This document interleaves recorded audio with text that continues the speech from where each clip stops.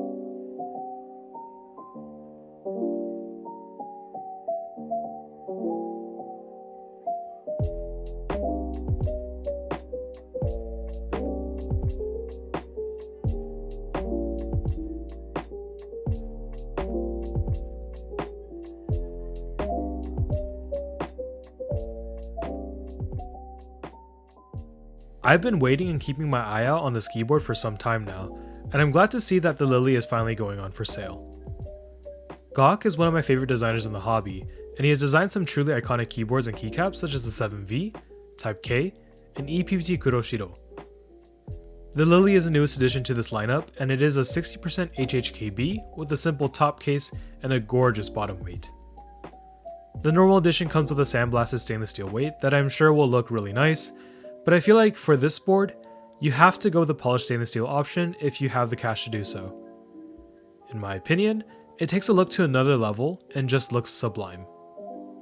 Of course, polished stainless steel will be harder to maintain as you will probably get a lot of micro scratches on your weight if you're not the most careful with your keyboards, so sandblasted steel does make some sense. I'm usually not the biggest fan of 60% keyboards because I do like my arrow keys, but the Lily's design just looks too good, so I'm probably going to pick one up.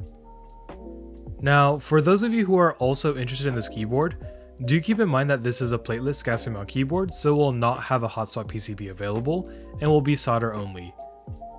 If you aren't comfortable with soldering or have never done so, you might want to practice a little or watch a video to learn the process. I personally only learned how to solder because I joined this hobby, and I feel like once you've had the chance to solder a couple of switches, you'll be able to get the hang of it. Now, even though this is a 60% keyboard, the Lily will not be cheap. It costs $450 for the normal sandblasted edition and $530 for the polished stainless steel version, so it's definitely up there in terms of keyboard pricing. The Lily is most definitely an endgame keyboard, but as always, please be financially responsible, and if you can't afford the cost, don't feel pressure to buy this keyboard just because of how it looks or what other people say. However, if you do have the disposable income and have been looking for a premium keyboard, you can't go wrong with the Lily. Matrix Labs is known for having some pretty crazy designs, often loaded with badges, weights, and lighting elements, and the AXV 3 1/3 is no different. The name is honestly kind of a mouthful, and I really don't understand why they chose this name, but for my sake, I'm just going to call it the 8XV3. Matrix Labs designs can be quite polarizing, as some people love it when a keyboard has a lot of customizability to make it unique, while there are others who prefer a simpler and cleaner design. While I'm usually in the camp of preferring clean designs, I do kind of like this new keyboard.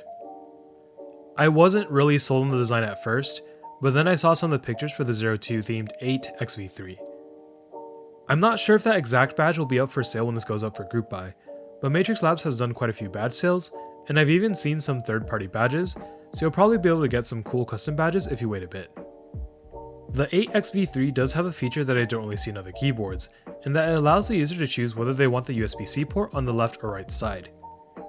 Most keyboards tend to have it on the left side or center, which I prefer, but I guess if you have a desk setup that really needs a right side USB port, Matrix Labs has got you covered. Other than that, the 8XV3 has some other nice features such as an 8K Hz polling rate, but overall, just appears to be a solid top-mount keyboard with some wild aesthetics. Since I am planning on joining the Lily, I probably don't have the $550 to spare on this keyboard. However, if you're someone who likes the Matrix design language and has been looking for a top-mount TKL, the Matrix 8XV3 1/3 might be the board for you. To be honest, other than some clips and memes, I have not watched Bocchi the Rock, but it does look like a solid anime that I need to get into at some point. As a result, I probably can't speak about the theme and how accurate the design is in portraying the source material, but I do think that the knob is super cool and kinda looks like the knobs on an electric guitar. The left-hand macro column being split by the knob is something that I haven't seen before, and it does look kinda weird to me, though it isn't a deal breaker, and neither is a top light diffuser that is split in the middle. The weight features an engraving that I think they're trying to say endgame board, though I'm not sure how accurate that translation is. And the back of the keyboard also features a small stainless steel PVD gold bar that says Bocchi the Rock in Japanese. I do kind of wish that the bottom case was designed in a way so that the screws didn't have to be on the weight, but overall, I think it's a nice looking keyboard. Like the Matrix Labs 8XV3 and 1/3, the Starry FRL is a top mount keyboard, which means that it's going to be stiffer than the standard gasket mount keyboard. At some point in the hobby, everyone seemed to be going for max flex, but then the tide turned, and now I guess people are against flex cuts on PCBs and plates. It's not a bad thing to prefer a stiffer typing feel, and they say that flex cuts remove the sound characteristics of a keyboard, though I tend to prefer a softer typing feel myself. I think that the Starry FRL is a nice anime-inspired board, and if you're a big fan of the anime or manga, maybe this is the keyboard for you. However, if you are just looking for a 70% keyboard, $550 is pretty steep, and maybe you want to take a look at something like the Neo 70 from QWERTY Keys for something more affordable. The F18X V2 is a second revision of Geon's famous F18X, but this time, the group buy is unlimited and is the largest group buy that Geon has ever run for his keyboards. Geon is a well-known figure in the mechanical keyboard scene for making some really nice Korean TKLs. It used to be kind of difficult to get your hands on his keyboards, but ever since he started his own storefront and started doing in-stock sales for the Frog TKL, Geon Works keyboards have been a lot more accessible. The F18X V2, in my opinion, kinda sits in between the Frog TKL and F284, in the sense that the design is a lot closer to the F284 with a look and internal structure, but the price is a lot more affordable compared to the F284, and sits somewhere in between the Frog TKL and F284. The F18X V2 features a clean design with a simple top and bottom view, and a nice side profile that is definitely accentuated if you get a two-tone colorway. There is no external weight on the outside, but it does feature some nice raw copper internal weights to provide the keyboard a bit of heft and better acoustics. It's honestly kind of a shame that once you build this keyboard, you pretty much won't be seeing the weight anymore because I think it looks gorgeous and it would look great on the outside. The keyboard has multiple mounting options available, whether you prefer O-ring gasket mount, sandwich mount, or a plateless build, so you can decide how you want to get your F18X to sound and feel. Like all Geon keyboards, it does include a nice carrying case, which I always really like since it gives you a safe place to store your keyboard. Like I mentioned before, the F18X V2 differs than most of the recent sales that Geon has run because it is an unlimited group buy.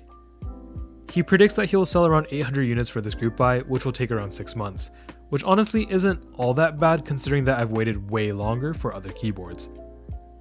Geon has had some mistakes in the past with the earlier editions of the F284, but has really tightened up his standards and manufacturing since. I think that the reason why I don't find the previous issues to be a red flag is because Geon did provide a quick resolution when the F284 issues originally occurred, and was actively communicating with buyers to make it right. I know that there are probably still some folks who weren't pleased with the solutions offered, but reading back on the announcement post, I feel like it was probably the best that could be done without causing an unrecoverable financial hole for Geon. A lot of people nowadays also vouch for the quality of Geon Works keyboards, so I definitely give him the benefit of the doubt. I know it sounds like I'm shilling for Geon, but I promise that I am in no way sponsored or involved with this business. If you are someone who's been dying to get their hands on a Geon Works keyboard, or are interested in Korean TKLs, the F18X V2 is a board that you will definitely want to check out.